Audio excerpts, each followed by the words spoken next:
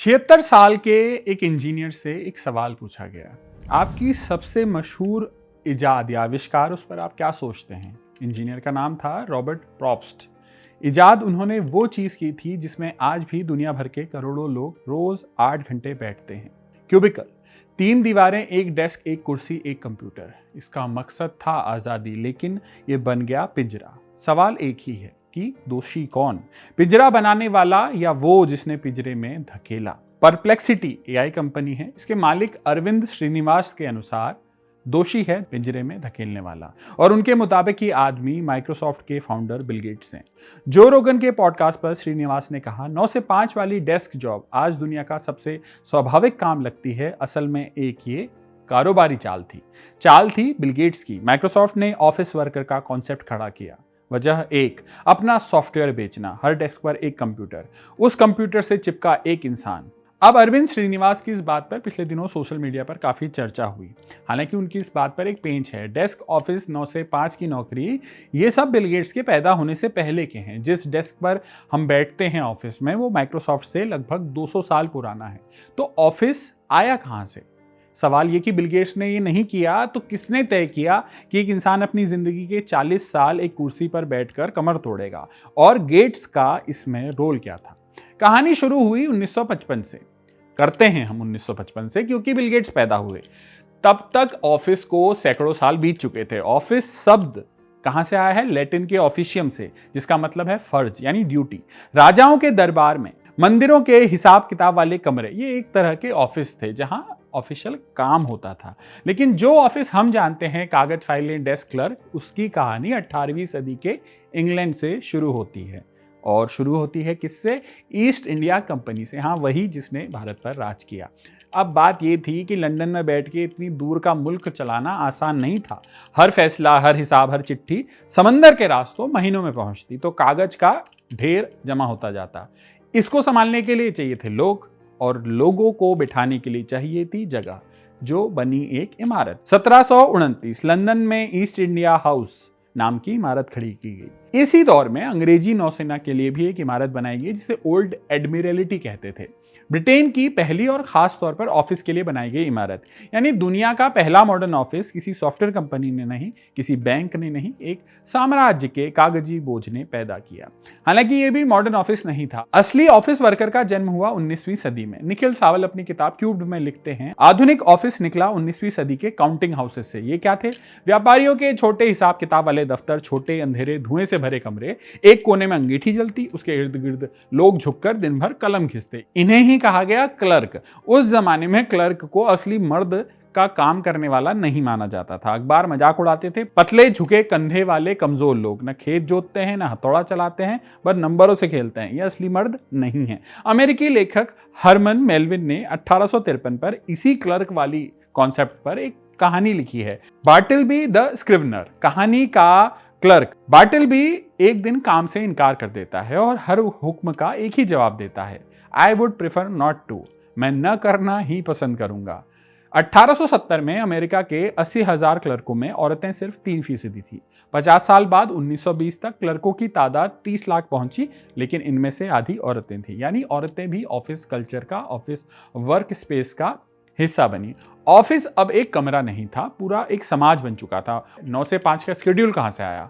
8 घंटे के काम का सपना सबसे पहले 1817 में रखा गया। एक ब्रिटिश समाज सुधारक रॉबर्ट ओवेन ने यह बात की, और उन्होंने नारा जैसा दिया कि 8 घंटे काम, 8 घंटे आराम, 8 घंटे नींद।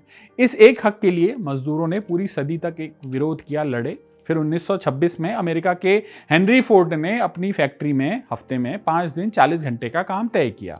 अब वजह कोई दरियादिली नहीं थी। फोर्ड बिजनेसमैन थे। उनका हिसाब यह था कि थका हुआ मजदूर कम काम करता है और आराम पाया मजदूर ज्यादा। तो 20वीं सदी के मध्य में किसी ऑफिस की तस्वीर कुछ ऐसी थी कि एक बड़ा सा हॉल, उसमें सैकड़ों एक जैसी डेस्क कतारों में, स्कूलों की तरह, जैसे स्कूल में होती है। हर डेस्क पर एक क्लर्क सिर झुकाए हुए, हॉल के किनारे शीशे के कैबिनों में मैनेजर बैठे रहते थे और उनकी नजर इन कतारों पर टिकी रहती थी। इस पूरे ऑफिस स्ट्रक्चर को एक नाम मिला था और आज भी कई बार यूज किया जाता है, बुलपेन। एक ऐसा कमरा जहां हर आदमी दिखता था और हर आदमी देखा जा सकता था। अब यह सोच भी किसी एक आदमी की देन थी। यह आदमी का नाम था फ्रेडरिक टेलर, 20वीं सदी की शुरुआत का एक अमेरिकी इंजीनियर जिन्हें साइंटिफिक मैनेजमेंट का जनक कहा जाता है। टेलर हाथ में स्टॉप वॉच लेकर फैक्ट्री में घूमते थे, मजदूरों की हर हरकत का वक्त नापते थे। एक काम करने में कितना वक्त लगता है और उस वक्त को घटाकर कैसे तेज किया जाए, यही उन्होंने प्रिंसिपल दिया था। 1911 में उनकी किताब एक छपी थी, the principles of scientific management. मकसद एक था, मजदूरों से मालिकों के फायदे के लिए सबसे कम खर्चे में सबसे ज्यादा काम। यह तरीका पहले फैक्ट्री में आया, लेकिन फिर धीरे धीरे ऑफिसों में। क्लर्क की डेस्क अब असेंबली लाइन का हिस्सा बन गई। कागज एक डेस्क से दूसरी डेस्क पर तय रफ्तार से जाने लगा। इस तरीके में इंसान भी अब एक मशीन का पुर्जा था। अब इस मशीन में बदलाव की जरूरत महसूस हुई वक्त के साथ। तो यही एंट्री होती है हमारे उस इंजीनियर की जिसकी बात हमने शुरू में की थी, रॉबर्ट प्रोप्स्ट।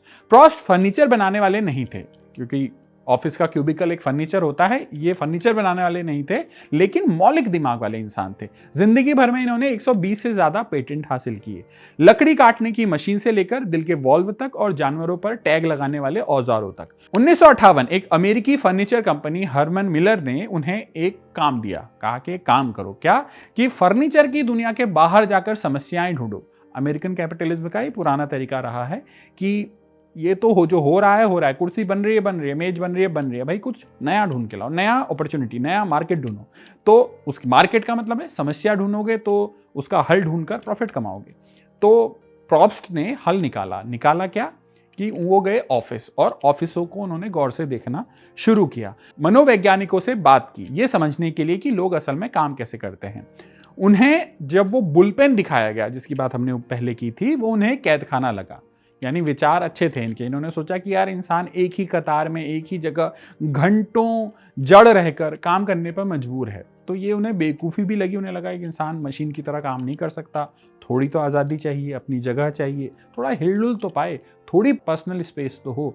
इसी बात पर 1964 में मशहूर डिज़ाइनर जॉर्ज नेल्सन के साथ उन्होंने अपना पहला सॉल्यूशन रखा। इसे नाम दिया एक्शन ऑफिस। क्या था ये? खुली आज़ाद डेस्क, देखने में शानदार लेकिन महंगी थी। इनको जोड़ना थोड़ा मुश्किल था तो बाजार में पिट गई। प्रोप्स्ट हालांकि रुके नहीं। 1968 में उन्होंने एक नया डिजाइन दिया, एक्शन ऑफिस 2। ये दुनिया का पहला क्यूबिकल था। प्रोप्स्ट के दिमाग में जो क्यूबिकल था वो पिंजरा नहीं था, एक तोहफा था। 3 दीवारें जो आपकी अपनी थी, एक डेस्क जिसे ऊंचा करके आप खड़े होकर भी काम कर सकते थे, मतलब मॉड्यूलर टाइप था। दीवारों पर चीजें टांगने का जो कॉन्सेप्ट है, आज भी ऑफिसों में लोग अपने क्यूबिकल्स में अपनी पर्सनल चीज़ें टांगते हैं, अपने कोट्स, बच्चों की तस्वीरें, प्रियजनों की तस्वीरें, वो सब कुछ इसी आइडिया से, इसी डिज़ाइन से निकला था कि एक पर्सनल स्पेस हासिल हो जो मेरी हो। ये पूरा कॉन्सेप्ट बना था एक नए वर्कर के लिए जिसे नॉलेज वर्कर कहा गया। वो लोग नहीं जो हाथ से काम करते हैं, जो फिजिकल लेबर है वो नहीं, वो लोग जो दिमाग से काम करते हैं। तो प्रोप्स्ट के लिए ये डब्बा एक कॉकपिट था, सोचने की जगह। ये एक डिब्बा काफी हिट रहा। हरमन मिलर जो कंपनी थी उसकी सबसे कामयाब चीज रही कि खूब बिकी। अब अक्सर ऐसा होता है कि किसी तय वक्त पर कोई एक चीज होती है और वो चीजों को पूरी तरह बदल देती है। ऐसा ही कुछ अमेरिका में भी हुआ। ऐसे समझिए कि जब कंपनी कोई महंगी चीज खरीदती है, जैसे फर्नीचर या दीवार बनाती है, तो उसे एक्सपेंडिचर के तौर पे दिखाया जा सकता है और टैक्स के हिसाब किताब में उसकी कुछ छूट भी मिलती है। लेकिन नियम यह था कि अगर दीवार या कोई फर्नीचर खरीदा है तो उसका पूरा खर्च या उसकी पूरी कीमत उसी साल के खर्चे में नहीं दिखाएंगे, बल्कि उसे सालों में बांट देंगे। जितनी जल्दी कीमत को खर्च में दिखा सको उतनी ज्यादा टैक्स में फायदा। अमेरिका के टैक्स नियम में एक बदलाव आया कि फर्नीचर की कीमत को 7 साल में बांटकर आप खर्च दिखा सकते थे। मतलब जो एक्सपेंडिचर हुआ 7 साल तक, उससे टैक्स में आप थोड़ा फायदा उठा सकते हो। जबकि अगर पक्की दीवार बनाते तो इसको बांटने के लिए आपको 40 साल लगते थे। मतलब कंपनी पक्की दीवार बनाए तो फायदा टैक्स का 40 साल में मिलेगा, लेकिन धीरे धीरे। लेकिन वही पैसा अगर फर्नीचर पे लगाया जाए या फर्नीचर पे दिखाया जाए तो वो सिर्फ 7 सालों में टैक्स का फायदा मिल जाएगा। तो अब सोचिए क्यूबिकल क्या था? क्यूबिकल था फर्नीचर, लकड़ी से बनता है। तो इसलिए कंपनियों ने पक्की दीवारों से कहीं सस्ता उन्हें पड़ा कि हम क्यूबिकल लगा दे। यहीं से क्यूबिकल की आमद शुरू हुई। एक और कारण बड़ा ये था कि शहरों में जमीन की कीमत आसमान छू रही थी, ऑफिस जाने वालों की तादाद भी बढ़ रही थी। तो कंपनियों ने प्रोप्स्ट की हिलती डुलती दीवारों में क्यूबिकल में एक मौका देखा। आजादी नहीं सोची, ये नहीं सोचा कि ऑफिस वर्कर को आराम हो जाएगा। उन्होंने ये सोचा कि जगह बच जाएगी और खर्चा तो टैक्स वाला फायदा तो था ही था। हालांकि कुछ चेंजेस हुए, दीवारें 3 से 4 हो गई, डेस्क छोटी हो गई। कोशिश यही हुई कि एक कमरे में जितने ज्यादा से ज्यादा लोग ठूंसे जा सकते हैं। इन टाइप के नए ऑफिसों को नाम मिला क्यूबिकल फार्म। फिर बाकी कंपनियों ने सस्ते क्यूबिकल बनाने शुरू किए और क्यूबिकल में जो कुछ अच्छा था बचा कुचा वो भी काट दिया, पर एंड में क्यूबिकल का एक डिजाइन बेसिक रहा। 2004 तक बल्कि क्यूबिकल का धंधा $3 अरब पार कर चुका था और ये 21वीं सदी में तो फिर क्यूबिकल का डिज़ाइन एक कॉमन हो गया कि आप किसी भी ऑफिस में जाएं, अगर आप ऑफिस वर्कर हैं या जिन्हें नॉलेज वर्कर कहा जाता है, सॉफ्टवेयर के काम, बैंक के काम, तो आपका एक अपना पर्सनल स्पेस क्यूबिकल होता है। प्रोप्स्ट ने जब इन सब चीज़ों को देखा तो बड़े नाराज़ हुए, दुखी हुए। उन्होंने सोचा था कि ये सब कुछ तो इंसान को आज़ाद करने के लिए बनाया गया है, लेकिन उन्हें पता चला या एहसास हुआ कि ये तो इंसान का नया पिंजरा बन गया है। यानी ये पिंजरा जिसकी बात जो रोगन पर अरविंद श्रीनिवास कर रहे थे वो किसी एक व्यक्ति ने नहीं बनाया और बिल गेट्स ने तो कतई नहीं। ये बनाया एक इंजीनियर ने, टैक्स के मिले फायदों ने, जमीन की कीमत ने और मुनाफे के हिसाब ने। बल्कि इसके पीछे एक ज़बरदस्त आइडिया और भी है कि आप व्यक्ति को उसका पर्सनल स्पेस दे दोगे तो पर्सनल स्पेस से व्यक्ति जुड़ाव महसूस करता है। अगर क्लास में बहुत सारी कुर्सियां एक जैसी लगी हैं तो भी हमें ये हो जाता है कि ये मेरी कुर्सी है, ये तेरी कुर्सी है। लेकिन अगर आपने एक क्यूबिकल दे दिया है उसे तो व्यक्ति उस स्पेस से ज़्यादा जुड़ाव महसूस करेगा। ये भी एक साइकोलॉजिकल वजह शायद रही हो। बहरहाल 1980 के दशक तक ये डिब्बा क्यूबिकल था तो डब्बा, लेकिन अभी सिर्फ डब्बा था। इसमें क्या नहीं था? एक खिड़की। खिड़की मतलब कंप्यूटर। इसी खाली जगह पर बिल गेट्स दाखिल होते हैं, उस आदमी की तरह नहीं जिसने ऑफिस बनाया, लेकिन उसकी तरह जिसने उसे भर दिया। One who didn't create the space but filled it. अब कहानी पहुंचती है हार्वर्ड यूनिवर्सिटी। हार्वर्ड यूनिवर्सिटी के एक कमरे में एक 19 साल का लड़का कंप्यूटर के लिए कोड लिख रहा था। हुआ यूं कि उसके एक दोस्त ने एक मैगजीन में एक नई मशीन का इस्तेहार देखा, अल्टेयर 8800। ये दुनिया का पहला होम कंप्यूटर किट था। आज के ऐसा कंप्यूटर नहीं, लगने को आपको उस टाइम के हिसाब से केवल सिर्फ एक चिप जैसी दिखाई देगी। तो एलन इसे देखते ही, पॉल एलन जो व्यक्ति थे जिन्होंने इसे देखा, वो पहुंचे दौड़ते हुए बिल गेट्स के कमरे में। दोनों ने किया कंपनी को फोन और देखिए वो क्या कहते हैं कि हमने इस मशीन के लिए एक प्रोग्रामिंग लैंग्वेज बना ली है जिसे हमने नाम दिया है बेसिक। अब दिक्कत एक थी, ना उनके पास मशीन थी, ना उन्होंने कोई लैंग्वेज या कोई कोड लिखा था, एक लाइन भी नहीं। लेकिन जब दूसरी तरफ से बात आई कि ठीक है बताओ क्या किया है तुमने, तो इन्होंने 8 हफ्ते लगाए और दिन रात एक कर वो लैंग्वेज या वो कोड लिख डाला। इसके बाद वो गए वहां, कोड डाला मशीन में और पहली बार में ही चल गया। डील पक्की। गेट्स यहां से बन गए कारोबारी। उन्हें समझ आ गया कि आगे क्या करना है। हार्वर्ड छोड़ दिया और माइक्रोसॉफ्ट की नींव पड़ गई। अगले 5 साल माइक्रोसॉफ्ट एक छोटी सी कंपनी थी, अलग अलग कंप्यूटरों के लिए प्रोग्रामिंग लैंग्वेज बनाती बेचती। फिर 1980 में IBM का दरवाजा खटखटाया। दुनिया की सबसे बड़ी कंप्यूटर कंपनी उस टाइम अपना पहला पर्सनल कंप्यूटर बना रही थी और उन्हें चाहिए था एक चीज, क्या? Operating system. वो सॉफ्टवेयर जो कंप्यूटर के हर पुर्जे को आपस में जोड़े। गेट्स के पास वो सॉफ्टवेयर नहीं था। उन्होंने IBM को पहले एक दूसरी कंपनी के पास भेजा, ये बोलते हुए कि जाओ उनसे खरीद लो, लेकिन वो डील हुई नहीं, टूट गई। तब गेट्स को याद आया कि सिएटल की एक छोटी सी कंपनी के पास एक ऐसा सिस्टम पहले से मौजूद है। अब इस सिस्टम का नाम ही बता देता है कि ये बना कितनी जल्दी में था। इसका नाम था QDOS, यानी quick and dirty operating system. अब गेट्स ने क्या किया? सिस्टम खरीद लिया। खुद नहीं बनाया था लेकिन खरीद लिया, सिर्फ $50,000 में, आज के हिसाब से लगभग 42 लाख रुपए। और नाम बदल दिया। नाम क्या रखा? MS-DOS। यही सॉफ्टवेयर, यही ऑपरेटिंग सिस्टम उन्होंने IBM को बेच दिया। तो समझिए जो एम्पायर खड़ा हुआ है वो एक दूसरी कंपनी की केवल $50,000 में खरीदे गए प्रोडक्ट को आपने अपना बताकर यूज किया। अब इसके बाद गेट्स ने एक और काम किया। हुआ ये कि IBM चाहता था कि ये MS-DOS केवल उनके कंप्यूटर में चले, लेकिन गेट्स ने ये शर्त नहीं मानी। उन्होंने कहा कि माइक्रोसॉफ्ट इसी ऑपरेटिंग सिस्टम को किसी दूसरी कंपनी को भी बेच सकेगा। IBM को मानना पड़ा। इस एक शर्त से माइक्रोसॉफ्ट की किस्मत बदल गई। दुनिया भर की कंपनियां IBM जैसे कंप्यूटर बनाने लगी। हर एक कंप्यूटर में MS-DOS चलता। इसके बाद 1983 में माइक्रोसॉफ्ट ने एक और प्रोग्राम बनाया, वर्ड। 1985 में एक्सेल आया, 1987 में पावर पॉइंट। शुरू में ये सब अलग अलग बिकते थे, लेकिन फिर 1989 में उन्हें एहसास हुआ कि एक काम करते हैं, तीनों को पैकेज बना के बेचना शुरू कर देते हैं। उससे क्या होगा, वर्ड खरीदोगे तब भी एक्सेल लेना पड़ेगा। अब फ्री में मिल रहा है तो आदमी सोचेगा कि वो तो यार यूज कर ही रहे हैं, वर्ड यूज कर रहे हैं, तो एक्सेल भी यूज कर लेते हैं। ऐसे ही पावर पॉइंट के साथ भी हुआ। इस पूरे पैकेज का नाम पड़ा माइक्रोसॉफ्ट ऑफिस। अलग अलग खरीदने पर जो सॉफ्टवेयर हजारों डॉलर के पड़ते थे वो बंडल में सस्ते मिलते। तो नतीजा हुआ कि जो कंपनी एक वर्ड के लिए पैसे देती, एक्सेल भी साथ में ले लेती और एक्सेल का इस्तेमाल करना सीखते हुए पावर पॉइंट भी सीख लेते। तो स्कूल, कॉलेज, दफ्तर, हर जगह 3 नाम पढ़ाई सिखाए जाने लगे। पूरी पीढ़ी बड़ी हुई इन्हीं 3 सॉफ्टवेयर के साथ। ये बेसिक है, किसी हिंदुस्तानी स्कूल के 10वीं 12वीं के कॉलेज में चले जाइए आज से 20 साल पहले या 10 साल पहले भी लगभग, तो विंडोज, एक्सेल, पावर पॉइंट हम सब ने सुना होता है। नौकरी शुरू करने से ये सब कुछ पहले ही हो जाता है। तो ये एक टाइप से आपकी प्रोग्रामिंग है, आपका बेसिक ट्रेनिंग है कि आप 3 सॉफ्टवेयर सीख के जा रहे हो। इससे क्या फायदा हुआ? ये बिल गेट्स की क्या कोई साजिश थी? साजिश नहीं थी, कारोबार था। डेस्क, 9 से 5 की नौकरी, ये सब गेट्स से 150-200 साल पुराने थे। माइक्रोसॉफ्ट ने इसे बनाया नहीं। लेकिन एक सच ये भी है कि गेट्स ने पहले से मौजूद ऑफिस में एक ऐसी चीज घुसा दी जिसके बिना आज ऑफिस की कल्पना नहीं हो सकती। एक सॉफ्टवेयर सिस्टम, विंडोज, एक पिंजरे में खिड़की लगा दी और उसके चलते मुनाफा कमा लिया।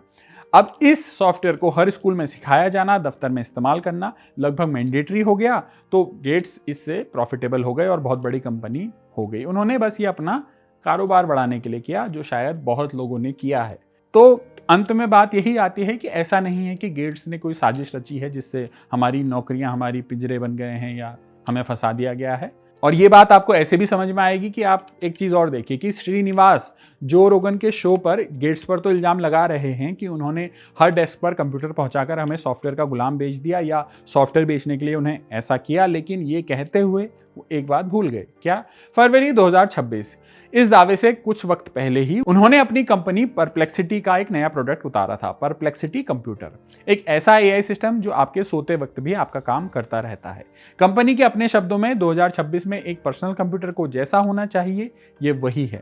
अब देखिए गेट्स का सपना हुआ करता था हर डेस्क पर एक कंप्यूटर। श्रीनिवास का सपना है हर काम में एक AI।